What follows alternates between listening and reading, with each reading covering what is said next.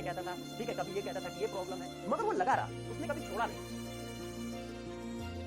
तो देखो बच्चों, आपको एक बच्चे की कहानी सुनाता हूं, 2 मिनट की है बस, तब तक हम लोगों का टाइम भी हो जाएगा। ठीक है, मैं एक इंस्टीट्यूट में पढ़ाता था, नाम नहीं लूंगा, कोटा में था, है ना। तो एक बच्चा बेचारा गांव से आया था, बहुत गरीब था, अपनी जमीन बेच के उसने जमीन बेच के अपना फीस जमा की थी। और जब वो आया तो इतनी भीड़ भाड़ में उसको थोड़ा सा पढ़ने में दिक्कत हुई, तो मेरे से मुलाकात हुई। उसने बोला कि सर बहुत ज्यादा दिक्कत आती है, इतनी स्पीड को मैं पकड़ नहीं पाता हूं और थोड़ा सा देर हो जाती है मुझे इन चीजों को समझने में। तो मैंने बस इतना ही उस बच्चे से कहा, मैंने कहा देखो यार बेटे, तुम सब कुछ कर लोगे, मगर हर चीज के लिए टाइम लगता है। आपको साइकिल चलाना सीखने में भी कुछ टाइम लगा होगा, जबकि पापा ने तो 2 मिनट में बता दिया होगा कि देखो दोस्त, ये पैडल है बेटा, ये पैडल है, ये ब्रिक है, ये हैंडल है, ठीक है, पैडल चलाना है और ब्रिक को मारना है। मगर आप क्या एक बार में साइकिल चलाना सीख पाए थे? हम एक बार में चलाना सीख पाए थे? नहीं, 1-2 बार गिरे फिर चलाना सीख पाए। मैंने कहा यार इसी तरह से तुम बैच में भी सरवाइव करने में थोड़ा टाइम लोगे। बस मैंने उसको यही एडवाइस दी थी जो आपको दे रहा हूं कि बैच को फॉलो करते रहना। मतलब हेडल आएंगी, परेशानियां आएंगी, तुम उनको सहते जाओ और बैच के पैरेलल में चलने की कोशिश करो।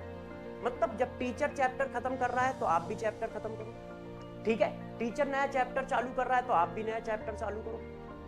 इस तरह से टीचर के एकदम पैरेलल चलो। उस बच्चे ने पूरे साल उस चीज को करने की कोशिश और लगा रहा, मगर वो बच्चे ने कभी गिव अप नहीं किया। हर चौथे 5वें दिन मेरे पास आता था, ठीक है, कि हाँ सर थोड़ा सा ठीक हुआ है, मगर कभी नंबर कम आ रहा है कहता था, ठीक है, कभी ये कहता था कि ये प्रॉब्लम है, मगर वो लगा रहा, उसने कभी छोड़ा नहीं, उसने कभी नहीं छोड़ा। और लास्ट के 3 महीने उसने 14, 12, 13 घंटे पढ़ाई की। शुरुआत में तो ऐसे ही 12th में था तो आपके साथ चल रहा था, आपकी तरह लगा हुआ था, बिल्कुल। मगर लास्ट के तो 1.5-2 महीने 3 महीने थे, उसमें उसने 12-13 घंटे निकाले, क्योंकि बैच खत्म हो जाता है तो बच्चों को बहुत ज्यादा टाइम मिलता है पढ़ने के लिए, सेल्फ स्टडी के लिए। तो जब सेल्फ स्टडी के लिए बहुत ज्यादा टाइम मिलता है तो बच्चा ज्यादा पढ़ पाता है। तो लास्ट के 3 महीने उसने बहुत अच्छी पढ़ाई की, और बहुत अच्छी पढ़ाई करके जब वो सेलेक्ट हुआ तो उसकी रैंक 373 के आसपास आई थी, 373 या 377 थी। अब आप सोचो, वो बच्चा उस दिन रोने लगा था मेरे से कि सर हम तो सोच रहे थे कि हमारा सिलेक्शन ही नहीं होगा, तो आज हम 373 रैंक लेके बैठे। तो मैंने कहा बेटा, जिनका सिलेक्शन होता है वो सब तुम्हारे जैसे होते हैं, बस प्रॉब्लम ये होती है कि बच्चे बीच में छोड़ देते हैं, डर जाते हैं, उतना पेन बियर नहीं कर पाते। मगर कभी नंबर कम आ रहा है कहता था, ठीक है, कभी ये कहता था कि ये प्रॉब्लम है, मगर वो लगा रहा, उसने कभी छोड़ा नहीं, उसने कभी नहीं छोड़ा। और लास्ट के 3 महीने उसने 14, 12, 13 घंटे पढ़ाई की। शुरुआत में तो ऐसे ही 12th में था तो आपके साथ चल रहा था, आपकी तरह लगा हुआ था, बिल्कुल।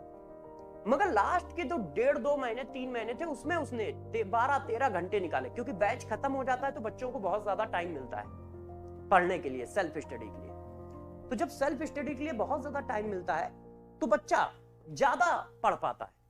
तो लास्ट के 3 महीने उसने बहुत अच्छी पढ़ाई की, और बहुत अच्छी पढ़ाई करके जब वो सेलेक्ट हुआ तो उसकी रैंक 373 के आसपास आई थी, 373 या 377 थी।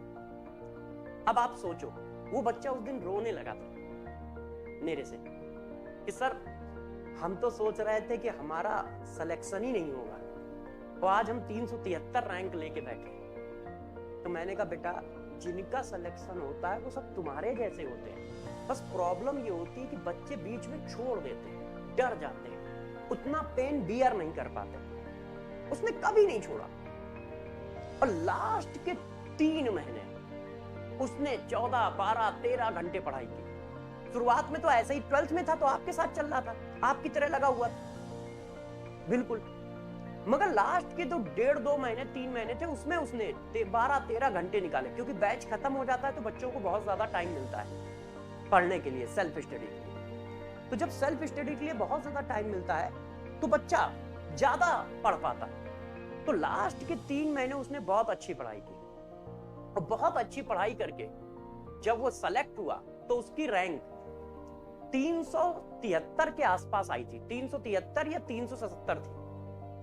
अब आप सोचो, वो बच्चा उस दिन रोने लगा था मेरे से कि सर हम तो सोच रहे थे कि हमारा सिलेक्शन ही नहीं होगा, तो आज हम 373 रैंक लेके बैठे हैं। तो मैंने कहा बेटा, जिनका सिलेक्शन होता है वो सब तुम्हारे जैसे होते हैं, बस प्रॉब्लम ये होती है कि बच्चे बीच में छोड़ देते हैं, डर जाते हैं, उतना पेन बियर नहीं कर पाते। समझो, उस बच्चे ने बेचारा रोने लगा।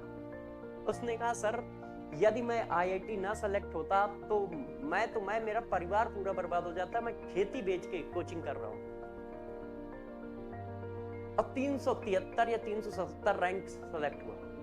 अब जब बात होती है तो उसके पास जीवन की सारी चीजें हैं जो उसको चाहिए होती है। नहीं तो मैं देखता था कि सर्दी है, बहुत भयंकर सर्दी है, मगर फिर भी वो स्लीपर में ही आता था, शूज नहीं पहनता था, पहनता नहीं था या थे नहीं, स्लीपर में ही पढ़ने, स्लीपर वही जो हम लोग घर में पहनते हैं। तो मैं आपको यही सिखाना चाहता हूं कि देखो, थोड़ी बहुत हेडन आएंगी, कभी घर की कुछ परेशानियां होंगी, कभी स्कूल की कुछ परेशानियां होंगी, ठीक है, कभी कुछ सब्जेक्ट की परेशानी, मगर तुम डटे रहना, उन परेशानियों को फेस करते हुए डटे रहना बस। और यदि तुम लास्ट तक डटे रहोगे तो आईआईटी के गेट के अंदर जरूर पहुंचोगे, जरूर पहुंचोगे, पूरे चांस होंगे तुम्हारे।